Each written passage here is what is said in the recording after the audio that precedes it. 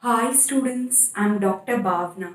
In this lecture we are going to deal about the continuation of the topic that is called as Animal Kingdom. So in the last class we already have done with class Chondrichthyes as well as class Ostrichthyes.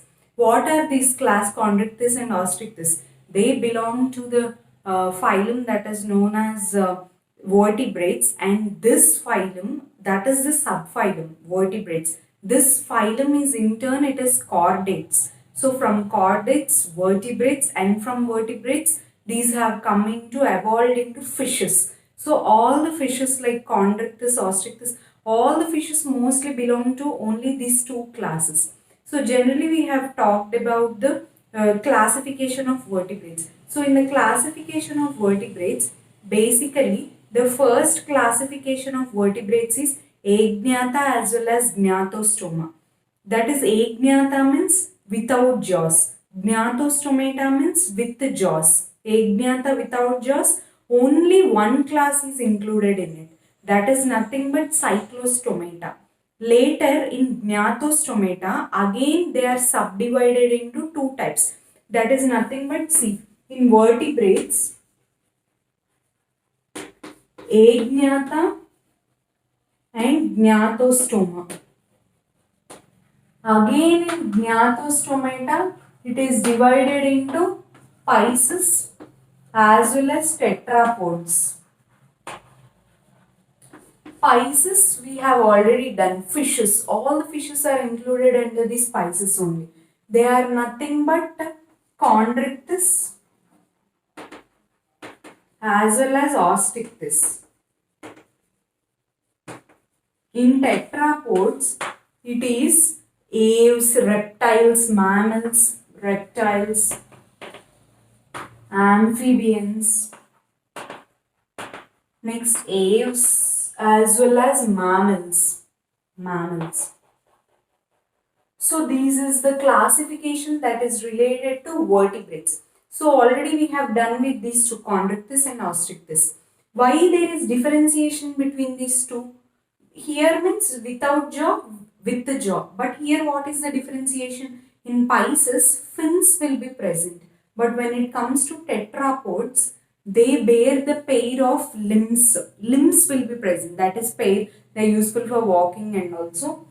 Pisces, there is separate classification because they bear fins. Important neat question. When it comes to tetrapods, it is nothing but only one, it is related to limbs. This is the main classification that is related to vertebrates. So now we are going to continue with the topic that is called as in tetrapods. We already have done till here, so we are going to continue with tetrapods. Only 4 are left over to complete the animal kingdom. So these 4 are aves, amphibians, reptiles as well as mammals. So today we will start with the another topic that is called as class amphibians.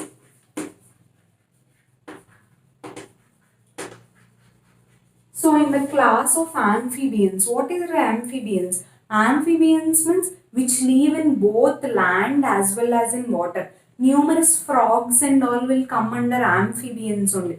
Generally you see them on land, in water also you see them. So they are aquatic as well as terrestrial animals. Aquatic as well as terrestrial. Aquatic and terrestrial animals. That is, they live in land as well as in water. Same order we will follow. If you all have done with the in animal tissues frog chapter, this will be very easy for you. I think most of you have done with the frog chapter. Same features of that of frog only here in class amphibia they are included. So you can be thorough with the whether all the features will be same for most of the organisms. There are numerous organisms like Ichthyopus and all also, toads and all also will come, but all have same features as that of frog. That's why they all are belonging to one class. So if you already have read with that of frog, this will be very easy for you. So first we'll go again in the same order as that of till now we have done. So amphibians, they are aquatic as well as terrestrial animals. That is, they live in land as well as in water. The another important point that you should remember is the body is not covered by scales. The frog body, how it will be, it is very slippery in nature. That is, see, if you touch it, it will be very soft and all. So they do not have scales. If scales are present, the body will be very dry and all. So here now scales are not present. Means the body is, and it will secrete numerous amount of mucus, right? So it is moist. Always it is wet surface you will feel if you touch it. So the body of the amphibians is moist. So that's why it is not covered by scales. So body not covered by scales. Not covered by scales. Because the body is very moist in structure. Moist. Because it secretes large amount of mucus. So this is about the moist. Then later when you go deep into that, you say they have pair of limbs, because that's why no, they are classified under tetrapods. So they will have a pair of limbs, that is hind limbs will be there as well as forelimbs will be there. Forelimbs, hind limbs are present. So they have a pair of limbs. Pair of limbs are present. That is forelimbs as well as hind limbs. Again, if you go deep into that, males will have copulatory pad that is present as well as vocal sacs. That all we will see it in the frog. We already have done with the frog. If you did not see, you just go through the videos.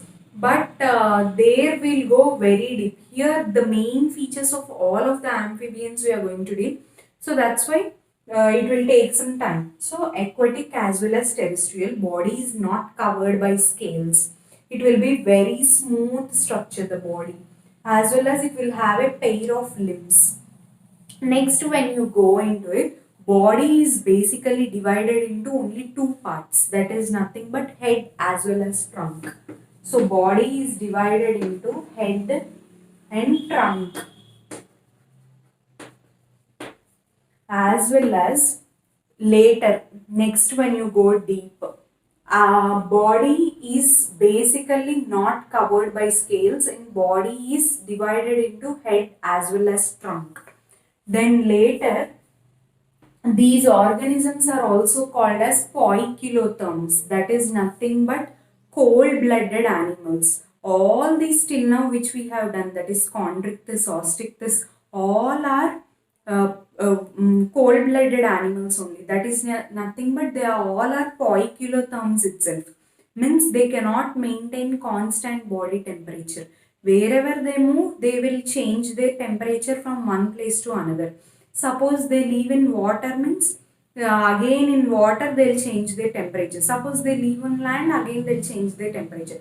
So they are called as, all till now what we have dealt in all vertebrates, all are poikilotherms only. Only aves, again I'll tell you, only they are aves as well as mammals are homeotherms who maintain constant body temperature, but rest all are poikilotherms, that is they do not maintain constant body temperature. So they are cold-blooded animals. Cold-blooded animals. Later, eyes are present for that of amphibians. Eyes as well as ear. What is the use of this eyes? Eyes will have a nictating membrane that is present, which is useful for if this frog goes into water. It should protect its eyes. That's why it will have a nictating membrane that is present. And these eyes will also have eyelids like that of humans. So eyes will have eyelids. Eyes have eyelids that are present, as well as eyes are covered by nictating membrane when it moves into the water. So that is the main point that you should remember. Next, when you come to ears. So ears basically, ear. In the ear basically, the one which you should remember is it directly opens into tympanum. See, for us inner ear is the tympanum. For them, outer ear, external ear, these all are middle ear, all are absent. Numerous bones like malus, incus, stapes, everything are absent. Only the ear is directly opening into the tympanum. So, tympanum is directly opening into the tympanum, ear.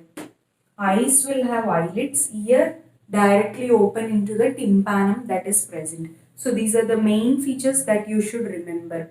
Later when we go into the respiratory tract, in respiration, see frogs when they live on land, they require one respiratory organ. When they go into the water, they require another respiratory organ. So like that, if you want to see, if on the land, basically they should have lungs that are present. So lungs are the respiratory organs, lungs. Respiration takes place through lungs. Again, when they go into water, like fishes, they also need gills. Sometimes they need skin for respiration. So there are three respiratory organs for all of the class amphibians. That is nothing but because they live in land as well as in water. For other organisms, only one respiratory organ is enough. But these, they live both in land and in water. So they require 2-3 respiratory organs. One is lungs, another one is gills, as well as third one is lungs, gills, as well as skin. So we have done with the respiratory organs. The next system, what it is nothing but heart. Circulatory system. The circulatory system, the heart is three-chambered heart. From here, we have done in fishes, it is only two-chambered heart that is present. But in amphibians, it is three-chambered heart. Three-chambered heart means two atria as well as one ventricle is present. So from this amphibians have three-chambered heart. Next, reptiles, they also have three-chambered heart. Then aves will have four-chambered heart. From there it is going to change. But in amphibians as well as reptiles, it is three-chambered heart with two atria as well as one ventricle. So heart is three-chambered. How is the distribution? Means two atrium as well as one ventricle is present. So this is about the heart of the amphibians. Then later we have done with the respiratory system. Then we have done with the circulatory system. What is the system that is left? It is nothing but digestive system as well as reproductive system. The alimentary canal as well as the urinary tract, everything will open into, as well as reproductive tract. These all open into a main structure that is nothing but cloaca. Cloaca. They all open into a structure that is called as cloaca. What are the three which open into cloaca is respiratory, that is digestive, cloaca, digestive as well as reproductive, as well as urinary. These all open into cloaca that is present. The main structure which in amphibians, in other organisms, this cloaca is absent. But here the cloaca is present. That is three different types: digestive, reproductive as well as urinary. These all will open into a main structure that is called as cloaca. So this is about the main features of class Amphibia. Still next we are going to see about what is the type of fertilization and all. But for now I will revise what we have done till now. So this is the called as class Amphibians. So in this class of amphibians, basically they may be aquatic organisms as well as terrestrial organisms. That is, amphibians only means they can live both in land as well as in water. So they are aquatic as well as terrestrial animals. When you come to the body, body is not covered by scales. In fishes as well as in reptiles, body is covered by scales. But in amphibians, scales are absent. Important neat question. Next, the body is moist. Always it is moist. So why scales will be present? So that is the answer. Next, a pair of limbs are present. Four limbs are present as well as hind limbs are present. It differs from one amphibian to another. So a pair of limbs are present because that's why they are classified under tetrapods. They will have four, that is four limbs are present as well as hind limbs. Four different limbs are present. Next, when you come to the body of the organism, body is divided into head as well as trunk, head and trunk. Next, they all are cold-blooded animals because they cannot live in a constant body temperature. Next, in the body only we have seen it is divided into head and trunk. So later, eyes as well as ears. When it comes to eyes, eyes have eyelids which are present. Next, ears are also present. Eyes, ears, limbs. These are the three main important points that you should remember. Then later, systems you should come. These are the only two important points till now you should remember. What is that is the body is divided into head and trunk as well as eyes, ears and limbs are present. Only those two important till now. Next, later when you come to systems, simply imagine one frog. How it will, what is the respiratory organ? Imagine in water it should have gills.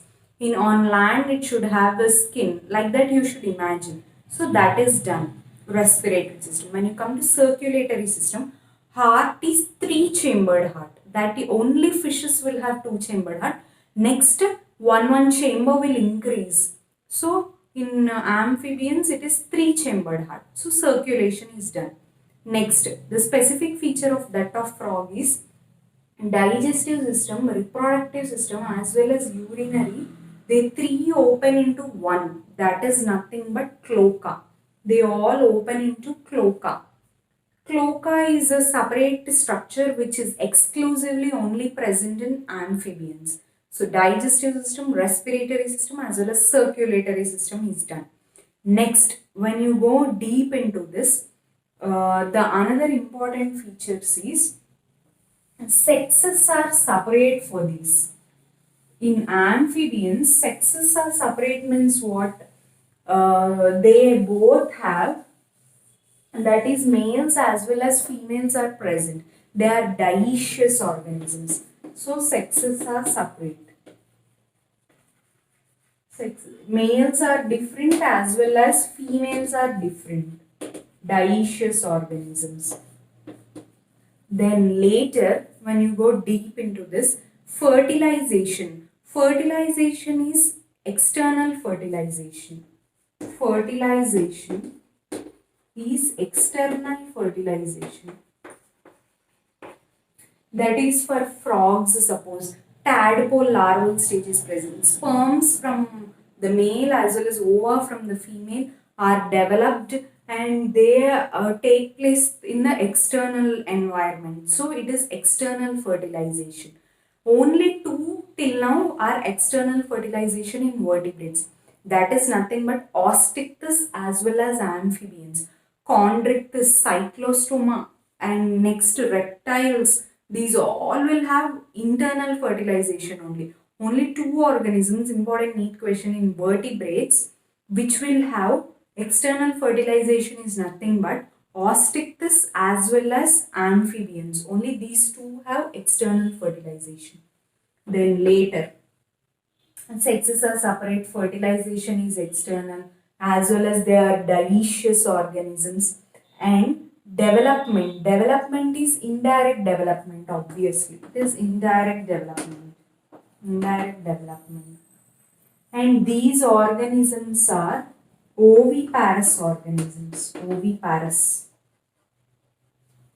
Viviparous also seen only till now in Chondrichthyes. External fertilization in amphibians as well as Osteichthyes. Like this you should remember. Only two exhibit viviparous nature till now. That is Chondrichthyes as well as mammals. When it comes to external fertilization, it is exhibited by amphibians as well as the another one that is called as Osteichthyes. That important question, just write down and read 2 or 3 times. It will be very easy for you. So this is about the fertilization. Then this one and development as well as its oviparous nature. So these are the main features that are related to that of class Amphibia. Simple, no need to get so much confused. What is the larval stage that is exhibited by amphibians? It is nothing but tadpole larval stage for frogs especially. Important neat question. In frog chapter also I have discussed, but now also you just read it. Tadpole stage is the important stage. Tadpole is the larval stage for that of frogs. Some amphibians may have limbs, some may not have. That we will see in examples that are related. So these are the main specific features which are related to that of class amphibians. So till now what we have done basically, we have started with that of class of amphibians. And in class amphibians, simple to remember, they are aquatic organisms as well as terrestrial organisms. That is, they can live in land as well as in water. Another important question. I am revising 2 or 3 times because for easy to remember. Next we can go ahead with reptiles because maximum will have same features that are associated with it. So, and again in these also basically kidneys are present. Excretory system is kidneys for that of frog and all. So these kidneys play an important role in osmoregulation. Anything, it may be kidneys or it may be the testis, the ova, everything will open into cloaca, the main structure that is associated with it. Then it can live in both land as well as in water. Next important question is, body is not covered by scales. Body is always moist in structure, as well as the another important point that you should remember is the sexes are separate for them. That is, their dioecious for external fertilization is exhibited by amphibians and indirect development, as well as they exhibit the oviparous nature, oviparous. Then the another important is about the three systems: digestive system, respiratory system, as well as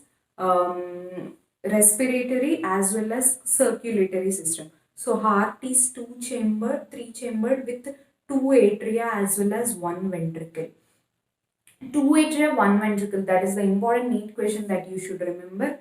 As well as in the frog, basically eyes, ears, everything are present, and different colors also will be there. We can't specify for full class of amphibians. It is only one color they are exhibiting, and you all will get confused that crocodiles, they all belong to class of amphibians, you all will think, but crocodiles, they belong to reptiles because they all have scales that are present on it. So that point you should remember nicely. You all are thinking that snakes and all are belonging to amphibians. No, only frogs as well as toads which are present. Only these belong to class of amphibians. And these amphibians, they can live for long years also. That is the important neat question which is asked. Basically, they are asking nowadays important questions like, what is the lifespan of the parrot? What is the lifespan of like amphibians and all? So maximum crocodiles is the largest lifespan is exhibited by crocodiles, that is their reptiles, and later it comes to crow as well as you see crow as well as these frogs and all, they exhibit somewhat a lesser lifespan, but crocodiles, they exhibit the longest lifespan. Butterfly is the least lifespan, it may be somewhat 2 weeks like that for that of butterfly. So butterfly exhibits the least lifespan. So you should, if they want you to give a NEET level or AIMS level of questions, in NEET if they are giving AIMS level questions, these are very useful. What is the lifespan of butterfly, parrot? These all ones you should see. But remember one thing, reptiles, they exhibit maximum lifespan. Next it comes to that of birds. Then later, I'm saying it in a descending order. So later it may be birds, then later it may be butterfly and all, small simple organisms. Their lifespan is very low. So these important points we should remember. Next, when you go deep into that of class amphibians, the main examples which are related. See, you should read like scientific names as well as examples which are associated.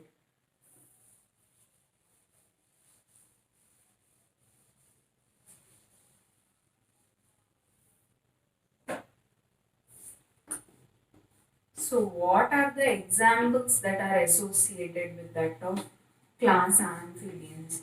First one is bufo. Bufo is also called as toad. I told you toads means also same like that of amphibians only. So bufo, toad. The another organism is bufo, toad. Then Rana tigrina, frog. Rana tigrina is the scientific name of the frog which you have done in animal tissues. So Rana tigrina, that you should remember. The numerous scientific names are important. Earthworm also you don't say it as just earthworm, you should say it as Ferritima. And when you come to frog also you can't say just as frog. It is Rana tigrina because numerous scientific names that are related to amphibians they are asking in all scientific way only. So like that you should remember. So bufo is toad. Rana tigrina is frog. Then later Hyla. Hyla is also called as tree frog. Tree frog.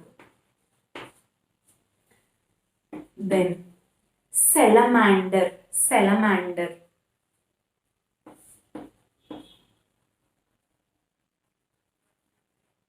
Salamander. Next Ichthyopus. Ichthyopus.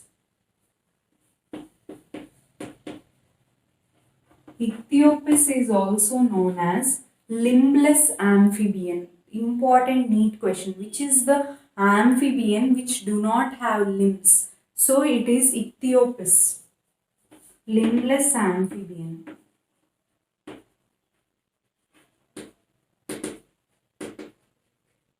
So these are the main examples. Amphibians examples are very easy to remember. In that of Chondrichthyes, Ostrictus, it is very difficult for you to remember because in Ostrictus, numerous marine, freshwater, as well as numerous organisms like that they will ask. But here in frog, that is amphibians, it is very easy to remember. Simple, don't get so much confused regarding what are the specific features, what are the examples. Simple, remember only one or 2 points that are related. What points you should remember is all the frog features are included in these amphibians, about the body, about the poikilothermic nature, about the respiratory, digestive, as well as excretory, as well as numerous other systems, circulatory system, about the heart, everything is same. For all amphibians it is same. Only the main specific feature which differentiates is nothing but Ichthyopus, and these all will have limbs also. Only one amphibian which do not have limb is Ichthyopus. So these are the important points that you should remember. So examples of bufo is toad, Rana tigrina, frog, Hyla, tree frog, salamander is its scientific name is also salamander only. So that's why I didn't write here. Ichthyopus is limbless amphibian. That is, it do not have limbs. Normally, 2 hind limbs, 2 forelimbs, and 2 hind limbs are present. Hind limbs and forelimbs both are useful for walking, swimming, as well as moving from one place to another. What are the features also? Sometimes they will ask. So this is about the class amphibians. Next class we are going to see about the reptiles. Reptiles means just what is a brief introduction about reptiles is they will have scales. That is the important point that you should remember, and numerous specific features as well as there are numerous examples also which you should remember. But for this amphibians simply toads as well as Ichthyopus as well as salamander frogs. That's all to be remembered till now. Then later we are going to see about reptiles, aves as well as mammals. Again in aves also birds. Aves means birds. Reptiles means all the snakes and all will come under reptiles as well as crocodiles as well. Everything. The only mammals means we humans, kangaroos, horse. Everything will come under mammals. So this is about the amphibians. Next class we are going to continue about the reptiles.